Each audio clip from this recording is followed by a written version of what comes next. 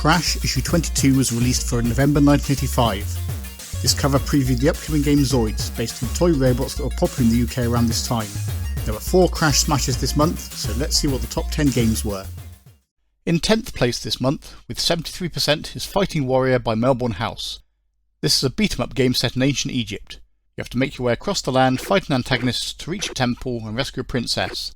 Crash found this a graphically attractive game with excellent animation, although felt the limited variety made this somewhat monotonous. All reviewers felt the game could have been better had different weapons or additional gameplay elements been included. A reasonable beat-em-up game, although this is overshadowed somewhat by Melbourne House's Way of the Exploding Fist from the previous month. This is simpler in the number of controls and the number of moves available to you, but does not feel at all responsive, taking some time before your character executes the move you're trying to carry out. It may appeal to fans of this genre, but there were certainly better examples of beat-em-ups later in the Spectrum's life. In 9th place we have Quan Tulla from 8th Day Software. Crash gave this a score of 8 out of 10, but taking the scores as a percentage comes to 74%. This is a science fiction themed text adventure created with the Quill, with your mission being to find a traitorous scientist and destroy a crippled spaceship. Crash felt that at £1.99 this game was certainly value for money. They found it long but reasonably easy with detailed location descriptions, a friendly vocabulary and a fascinating plot. I found a couple of versions of this game online, so I'll base my comments on the version 2, which appears to fix some typos and improve the character set from version 1. However, this game is still lacking for an adventure from this period in being text only, with no graphics.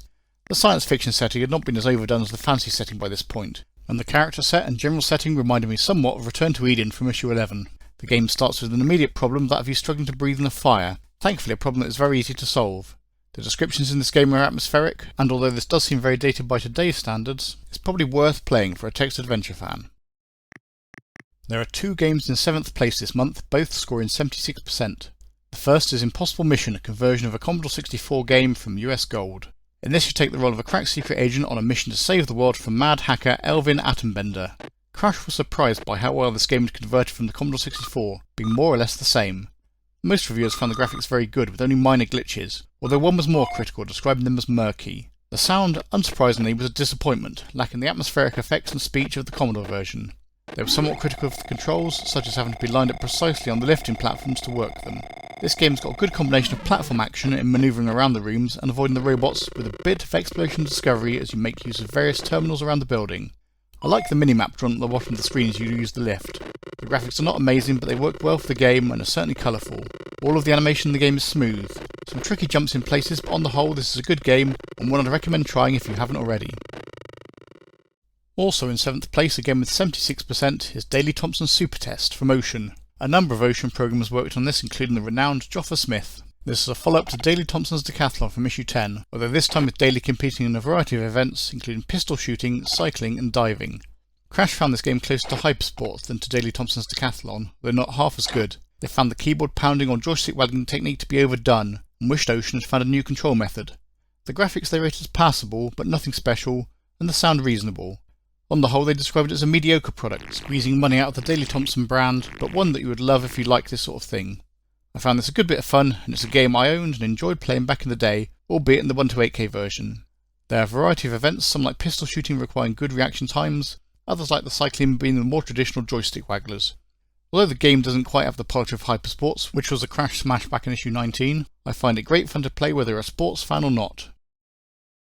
In 6th place with 78% is Riddlers Den from Electric Dreams. In this arcade adventure you play a man-elephant called Trunky, who has to search the Riddler's Den for a golden tusk and the exit.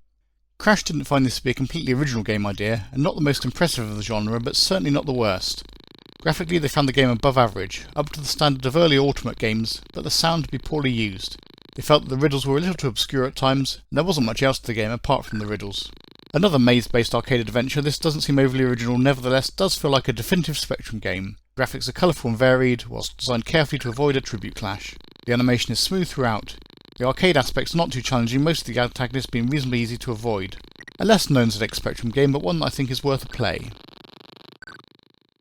In 5th place with 88% is Astro Clone from Hewson Consultants, written by Steve Turner. This is another Hewson game in which you have to defeat the Sidabs, the previous being 3D Lunar Attack from issue 4. This game is a mixture of approaches from a Dragon Talk style 3D adventure section to side-scrolling space shooter and strategic planning. Crash felt that the 3 different aspects of the game had been combined successfully, but the game on the whole was rather repetitive. They found the shoot-'em-up part sluggish and tedious, and the adventure section to be obscure. On the whole, they rated the graphics as very good and the sound was not too bad, although they didn't find the game overall to be good enough for a Crash Smash despite the high score. The combination of gameplay styles make for an original approach to a game. The 3D ground combat view has a very different filter drag and talk due to the setting, although is similarly laid out. The modal selection mechanism using this part feels cumbersome, but the space battle section is reminiscent of Defender and pleasantly animated.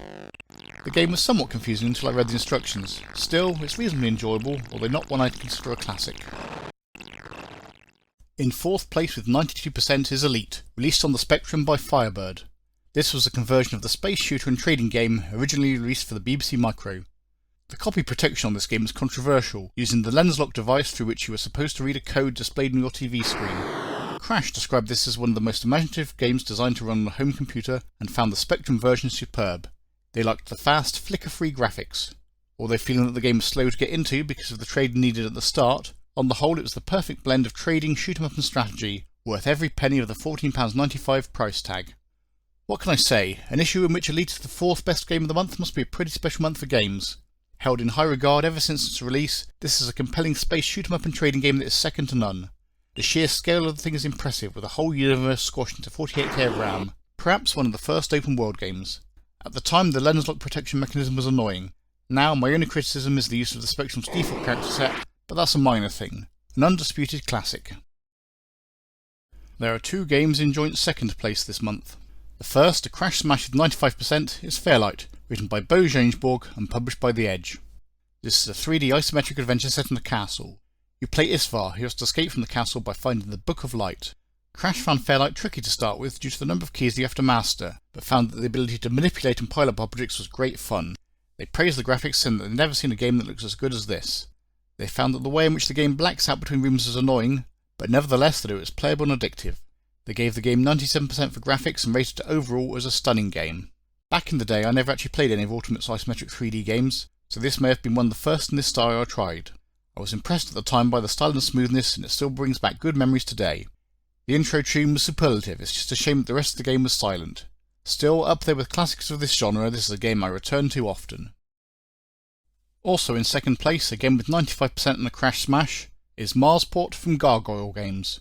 Although not really a sequel to Turn on Nog and Dunderak, it uses the same game engine, although this time with you playing the character of John Marsh on the planetary base of Marsport. Your mission is to discover and escape with some secret plans. Crash felt that Marsport was better than the previous two Gargoyle offerings because there's more to do. They felt the game was paced well and addictive. They recognised how frustrating it was to begin with, although found it opened up once you solved a few problems. Like the previous two games, they found there was a lot of walking around that may not appeal to the casual arcade gamer, but concluded that it was an excellent contribution to the arcade adventure genre. As you may already know if you've seen my summaries of Turn on Nog and Dunderak, I'm a big fan of this style of game. Although using the same approach as the previous two, the sci-fi setting makes this feel fresh. With the various lifts and connection between floors, mapping is even more essential than the last two games. The problems are challenging and not always logical, but even playing through this game with a walkthrough takes a good 6 to 7 hours and is still great fun. A game I highly recommend. In first place with 96% and of course a Crash Smash is another game written by Steve Crow, the author of Wizard's Lair for Mishi 14. This is Starquake from Bubble Bus Software. You control a character called Blob who has to save the universe by rebuilding the core of a planet to prevent it exploding. Blob does this by collecting various items and taking them to the planet's centre. Crash described this as one of the best games they had seen for the Spectrum for a hell of a long time, having superlative graphics, excellent sound, fabulous and unusual gameplay, real depth and addictive qualities. They praised the animation with no real attribute clash, and said they couldn't see themselves putting it down until completed. The 512 screens did not seem repetitive and the game scored highly in every category, and was a worthy smash. This game definitely wasn't totally original, but had a number of original features. You were able to lay down platforms and use teleports. What made it so good was just the sheer level of polish and the speed of the gameplay and graphical smoothness, a hallmark of the Steve Crow authored games. It was another game I played back in the day and one that was fast paced and compelling enough to come back to again and again. Highly recommended. If you have enjoyed this, please like and subscribe to see more videos about retro games from Norlogic Retro.